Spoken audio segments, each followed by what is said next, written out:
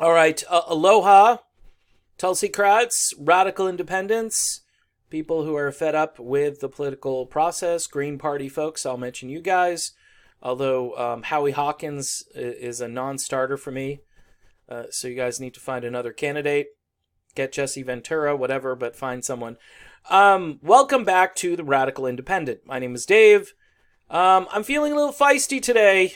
Over the weekend, really confronted with some hard realities from Bernie Sanders people, from people who do progressive shows like I'm doing, but maybe they have a higher production value. Maybe they went to an Ivy League school or got a better education than I got. Maybe they're more articulate on certain issues than I am. But when they say completely foolish things, even if it was hyperbole or sarcasm or it was a metaphor. Okay, so then we got the Bernie Sanders rally. That there was a rock band that played, and they basically were giving white people a hard time during the song. We'll say it that way. I don't see how that solves the race problem by pointing out stuff that people have no control over at this point, as far as our past. And I don't know how that will get any additional people coming over to your side, because you're going to need some Trump supporters. And if you think you can't talk to Trump supporters, you're looking at a former Trump supporter. I am listening. I understand that Bernie and Elizabeth Warren and a couple other people have proposed eliminating student loan debt. My wife has student loan debt. She doesn't like Elizabeth Warren, but she would think about it. We'd think about it. We don't like her as a candidate. We think she'd be the worst, especially when you have Tulsi Gabbard and then Bernie Sanders. By the way I look at this is Tulsi Gabbard she's running a race. She's way out in front of everybody else as far as the quality of candidate that she is. And then Bernie is back about a half a mile. And then Elizabeth Warren is back about 10 miles from Bernie. And then after that, maybe you go over to the Green Party and you try to find somebody over there. But over the weekend, I realized that there are people calling to burn the crap down. That wasn't the expression that was used. I'm softening the language here for the YouTube audience and hopefully so I don't get demonetized. But the person, and they run a progressive channel, and they've got a lot more subscribers than me, and they're very articulate. But to put out a statement like that, and then seeing the backlash at the Bernie concert, that all white people essentially don't want an immigration policy that is loving and caring and understanding, and truly does look after the least of these. I've always said, I don't have a problem with streamlining that process. I think the country does need a door to pass through, as every other country has one. And it's not racist to require people to write their name down and get documented. It's not racist. I don't understand why families are being separated. That's just a stupid thing. And by the way, has been going on well before Trump started doing it. Just a heads up there. I think the war criminal George W. Bush did it, and I am certain that Barack Hussein Obama did it as well. So context is really important. Then we had another host who is really a NeoProg, and this is my new expression, by the way. Feel free to use it, quote it, but just give me some credit, maybe somewhere down the road. I'm sure someone else has probably used it. NeoProgressives, yep. They exist. They're a thing. So this NeoProg comes out and says, hey, Tulsi Gabbard has been way too nice to Joe Biden. Too apologetic about his stuff that he did in the 1970s. And by the way, this is the same crowd that when Biden announced, pretty much this dude belongs to the same crowd. He might not have said this himself, but he's part of the same crew that said, oh, well, if it's Biden, it's hell yeah, I'd vote for him. Okay? But they're all mad because Tulsi Gabbard is doing the Aloha thing when it comes to Joe Biden. Tulsi Gabbard is unpredictable with her kindness. And so, the insinuation from this dude, and his initials are DD, by the way, in case you want to know who I'm talking about, another high-profile NeoProg, and he says, well, I don't understand why she's doing this. She's got to be looking for a job with Biden. Her goal must be to be Biden's VP. All right, other than making my head explode and was the most insane thing I've ever heard. See, everything has to be a political calculation to the old media crowd. And to people who kind of want to be in the old media, even though they purport to be independent media, they're truly not independent if they're just using the same talking points, but dressing it up and acting like, oh yeah, the corporate media. You are the corporate media. You may not be funded yet, but you will be probably if you continue to spout these talking points, which, by the way, happened to a guy who is now part of TYT. Just keep spouting the talking points. Oh, and Tulsi Gabbard, she's going all the way to the convention. That's going to ruin it for Bernie fans. Oh, and then, again, the logic, and this is the same logic that the mainstream media uses against Tulsi Gabbard. Well, she's only polling at 0.0001%. So, number one, why does she stay in the race? Okay? And number two, she's not a top-tier candidate, but yet we want to destroy her candidacy anyway. See, this is the really weird thing. If she's got no chance, and I said this 4 months ago, why all the hoopla about Tulsi Gabbard? Why keep talking about Tulsi Gabbard if she's got no chance to win? Why did Hillary Clinton go completely sideways and attack Tulsi Gabbard, again, who's got no chance to win, right? According to all the professional pundits who said, by the way, that Trump had no chance of winning either. All right, same people, same stupid people. The only problem I have through all of this, and I love Tulsi Gabbard, and I love what she stands for, and it is shocking to see people advocating for violence who supposedly are sane commentators. Again, even if it's metaphor, even if it's hyperbole, even if it's sarcasm, people saying that Tulsi Gabbard has this plan that if she ran with Bernie, it would be expected. I don't know if a lot of Bernie people would like it at this point. I'm hearing a lot of rumblings that Tulsi needs to just get out of the way and allow Bernie to win this thing. I don't think that's a good idea. I think Tulsi Gabbard is still a better candidate. Now, if you look at polling data, it is frustrating. But no votes have been cast yet. I got to keep saying that, got to keep reminding myself of that. Because if you look at this stuff day to day, you get really discouraged, but the thing that will keep you encouraged is no votes have been cast yet. Tulsi Gabbard is in this until the convention. And that's irritating the NeoProgs who basically want to just hurry up and get to the point where we can have like a face-off between Sanders, Warren, and Biden. Now, the scary thing over the weekend and even before the weekend is that Biden is still doing really well in national polls. He's not doing that great in Iowa, and Mayor Pete, of course, the other fallback, neo-whatever.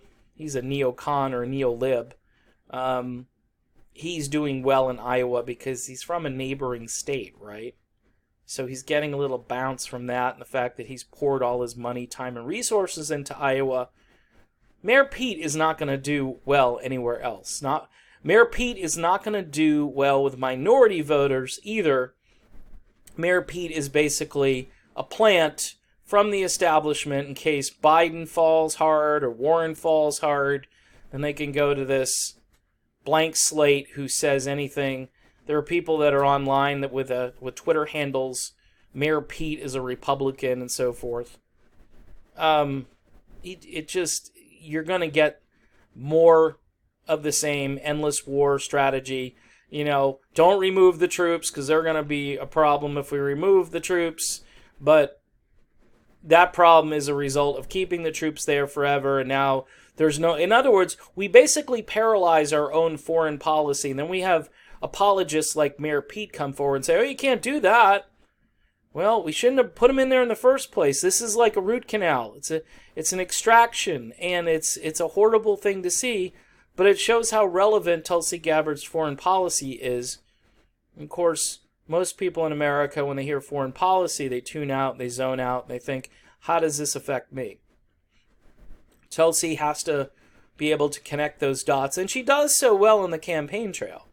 But the media isn't going to give her long enough sound bites. They're not going to give her enough time to explain that.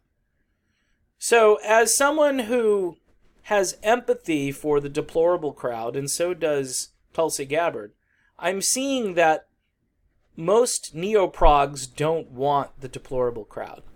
They want to do this on their own. They want to accuse everybody who doesn't walk in lockstep with them as being a racist or some type of phobe. By the way, I've heard Kim Iverson do this speech as well.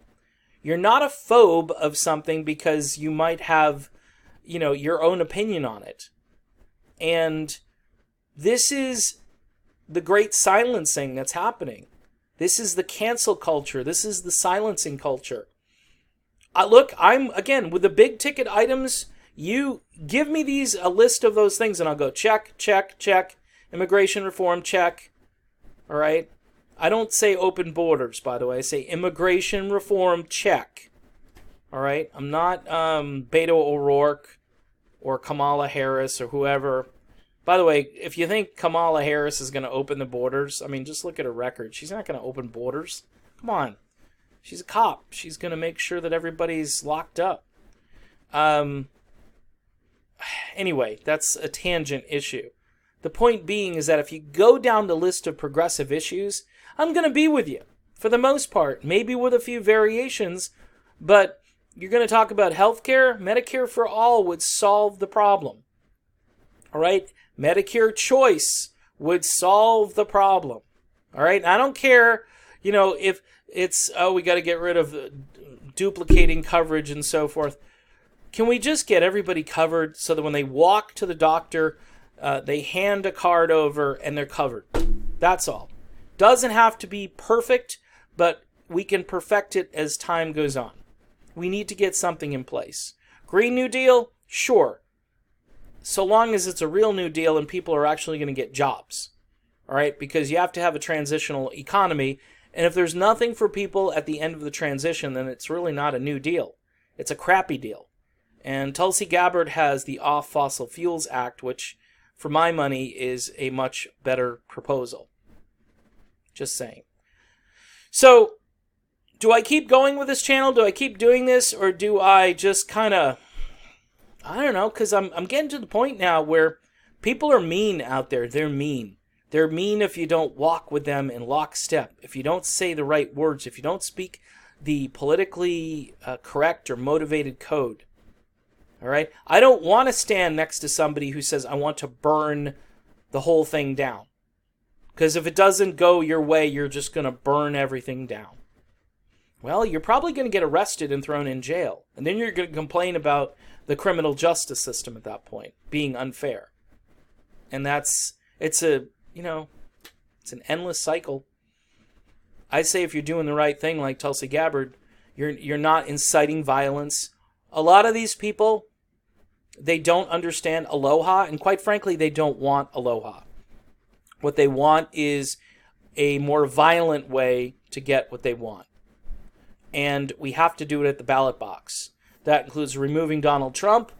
That includes replacing both the do-nothing left and right part of Congress, both Republicans and Democrats who are absolutely doing nothing right now. And they have been that way for probably decades. The Senate, which is a parliamentary club of mostly millionaires who've made their money because they're in the Senate rather than working up to being in the Senate and then serving the people. And the presidency, which is really an oligarchy, and because it's become such a powerful office, which it was never intended to be this powerful, people are fighting and fighting to try to get there. And they're just destroying their own savings and begging people for money every day. This isn't how our democracy was supposed to work.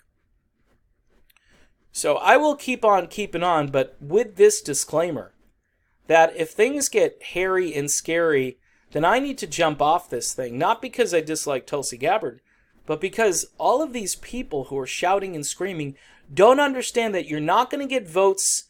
You're going to scare people. You're going to scare them away. They're going to say, you know what, I was willing to vote for this person, but their followers are nuts. You worry about the couple of fringe people that supposedly like Tulsi Gabbard, and when we say a couple, we're actually meaning like a handful of nut jobs that say they like her. They're not necessarily sending her money or guaranteeing to vote for her or anything. But compared to the large contingency of mostly Bernie Sanders people out there, and probably a lot of Elizabeth Warren people, and go down the list of Democratic hopefuls, and you'll probably find Kamala Harris people who are incredibly tribal and seem to wake up with a chip on their shoulder every day, which I get. I understand the injustices, I understand the inequality, but if you want more people to come to your side, you can't just be spreading vitriol, and you can't be advocating for violence. I ain't going there. That ain't Aloha, and I'll stick with Tulsi Gabbard because she understands that as Americans we can come together for peace and prosperity and work toward a more perfect union. That's what we should be doing. All right, I'm done with this video. I'll probably talk more on this topic because some of the stuff over the weekend really irritated me. And I may just go back to living my life and just saying that the political system is hopeless. And I will cast my vote for Tulsi, but then I'll just go back to living my life with my family, worrying about my own personal space, my kids, and my wife. Those are the most important things I've got. All right, see you soon.